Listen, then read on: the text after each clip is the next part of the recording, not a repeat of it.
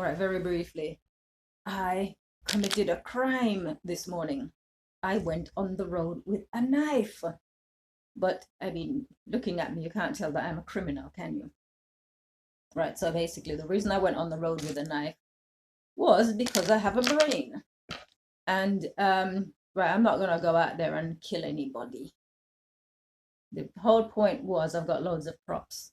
I went to the hospital yesterday. This is my sister's lunch. So she didn't eat a lot because she asked me to bring it back rather than waste it.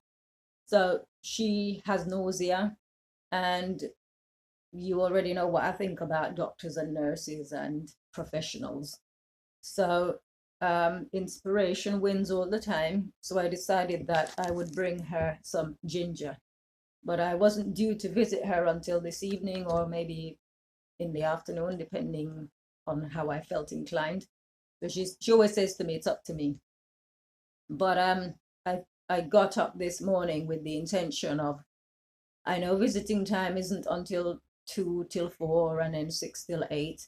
And these people, they can, they don't sort of bend the rules for you. But then again, it depends who is on duty, because some have common sense and others don't. And some will just stick to the letter, whereas others follow the spirit. So what I did was, so I don't get into a confrontation, I called ahead. So just to let them know that I was on my way, and they could then tell me, yes, you can come, no, you can't, and not waste my time.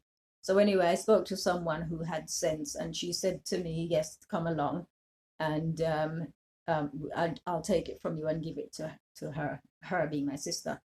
So anyway, I got there, and I'd already worked out what I was going to do because common sense wins. So traveling along, I knew instead of doing the long journey of going to my place to pick up stuff and then come back to the market and then go to the hospital, I decided to just do everything in a straight line.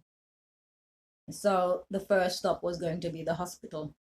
So I knew along the way there are various stalls, and one of them is bound to sell ginger. So one of them did. So I got this piece of ginger for, well, I broke a piece off for 30 pence. And I gave her enough to keep her going until I get back in the evening. And then I will cut this up and take some more just for today, for the rest of the evening and the morning. And then I'll take some more and I'll just keep repeating every day, just so it's fresh. So, a long story short, I arrived, no problems. I had full energy on, so nobody was going to mess with me this morning. And as I got on to the floor where the ward is, I huddled in a corner in case there was a camera. So camera can't pick up what I'm doing. And I bent down this way and I cut and I peeled, and I'd taken a food bag with me. So I sliced very finely, put them in there so she can just, pop little pieces of ginger in her mouth as she feels inclined to, or as she needs to. So, but when I got up there and I saw crouched down, there was a guy sitting down. These days, you can't tell the difference between patients and staff. So I thought he was a patient. And he asked me if I'm a member of staff, and I said, no, I'm just bringing something for my sister because they don't know what they're doing.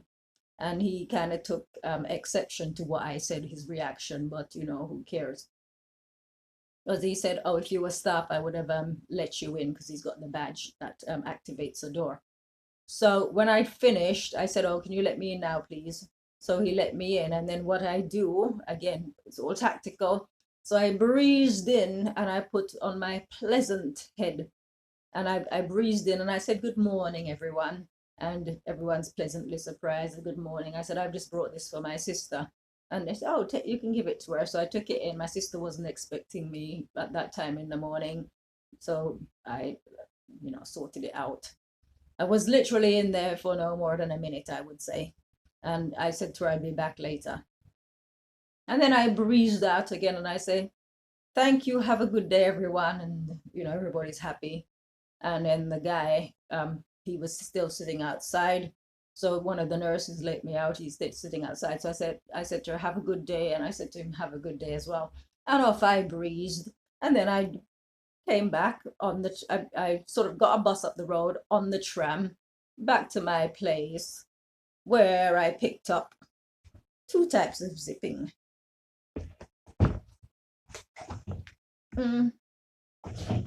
And my zip heads or sliders or whatever you want to call them. Now, here's the lesson. Imagine I need 50.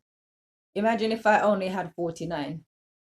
For one of these, I would have to make a trip back. So this is the whole point of everything, exactness. Exactness matters.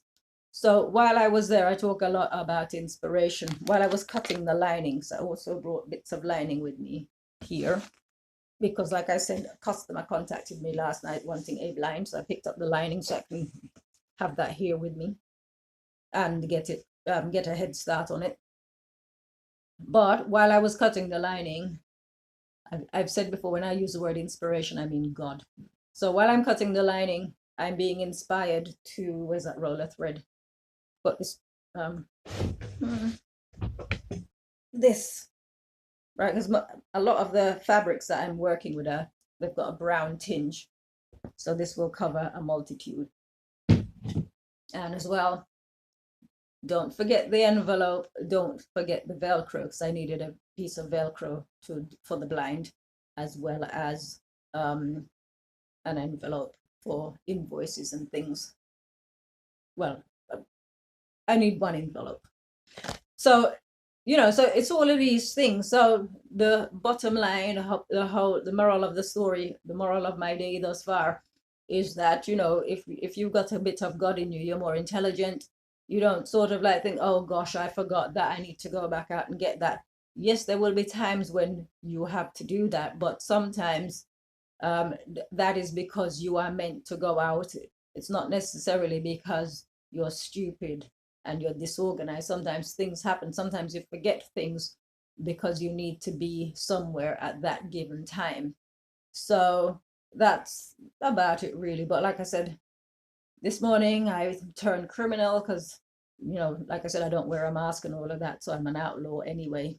But nobody, even though sometimes I look like a vagrant, for want of a better term, you wouldn't assume that I am the kind of person who would be carrying a knife. And yeah, if I was stupid, I would have wielded it in such a way that security or the police would have been calling, and I'd be sitting here making a video screaming racism or something. Anyways, I got work to do, so see you guys later.